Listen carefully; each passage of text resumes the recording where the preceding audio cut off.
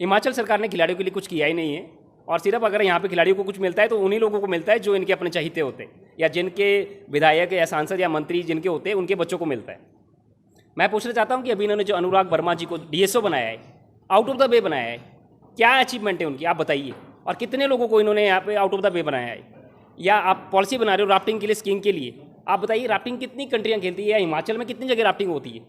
आप भूल गए हो कि एक एथलीट जो, या फुटबॉल, पूरे वर्ल्ड में अगर सबसे फेमस गेम है तो फुटबॉल और एथलीट, आप एथलीट को भूल गए हो। आप कहते हो कि पॉलिसी बना रहे हो, आप 6 साल से आपकी पॉलिसी नहीं बनी है। आपकी राफ्टिंग के लिए, स्कीइंग के लिए पॉलिसी बन गई है, पर खेलों के लिए पॉलिसी नहीं, एथलीट के लिए पॉलिसी नहीं बनी है आपकी।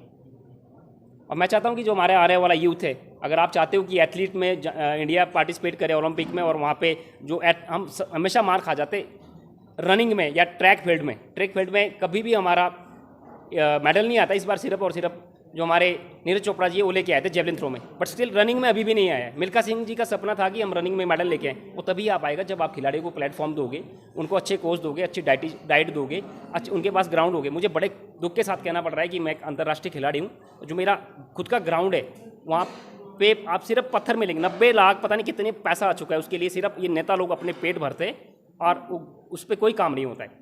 आज भी मुझे प्रैक्टिस करने के लिए चंडीगढ़ जाना पड़ता है।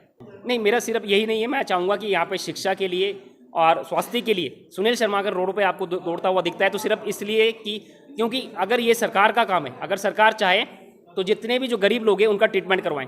मैं चाहता हूँ कि कोई भी गरीब इंसान पैसे के अभाव में ना मरे, इसलिए सुनील शर्मा को भागना पड़ता है। मैं चाहता हूँ कि ऐसी पॉलिसी बनाएं जिसपे फ्री ऑफ कॉस्ट सबका ट्रीटमेंट हो। आप हिमकेयर और आयुष्मान केयर कार्ड की बात करते हो, मैंने जाके प्रमोट किया। आपके नुमाइंदे कहाँ हैं सरकार के? आप बोर्ड बनाने के लिए घर घर पहुँचते हो, आप आयुष्मान केयर और हिमकेयर कार्ड बनाने के लिए घर घर नहीं जा सकते। बहुत से लोगों को पता ही नहीं है कि आयुष्मान केयर और हिमकेयर कार्ड क्या है। और जब कार्ड अगर बन भी जाता है किसी का, तो आप कभी पीजीआई में जाइए, वो कार्ड फेंके मारते।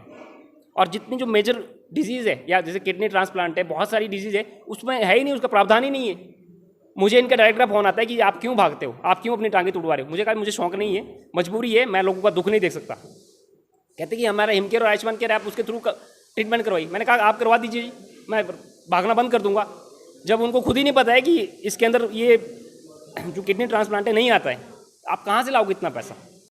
समय आ गया परिवर्तन का, और मैं हिमाचल से यही आग्रह करना चाहूँगा सभी अपने युवा साथियों से कि अब सी ग्रेड और बी ग्रेड सरकार का ज़माना जा चुका है, अब ए ग्रेड की सरकार का ज़माना आ गया है। और आपकी अपनी सरकार, आम जनता की सरकार, युवाओं की सरकार अब आएगी, और हिमाचल में शिक्षा, स्वास्थ्य, रोजगार, इन सब चीज़ों पे काम किया जाएगा। और यहाँ की जो सड़कों की मैं हालत देखता हूँ, मैं एक खिलाड़ी हूँ और हमेशा रोड पे भागता रहता हूँ, जो हमारे पहाड़ों की सड़कों की हालत है बहुत बदतर हालत है। मैं यही कहना चाहूँगा कि अब टाइम आ गया है, अब ऐसा समय आ गया है जब परिवर्तन, अब जब आप लोगों की सरकार आ गई है, तो ज़रूर यहाँ पर जो बीजेपी वाले हैं जिनको डर लग रहा है आपसे, अभी वो कांग्रेस को भूल गई है और आपको टारगेट कर रही है, क्योंकि उनको डर है आप पार्टी से।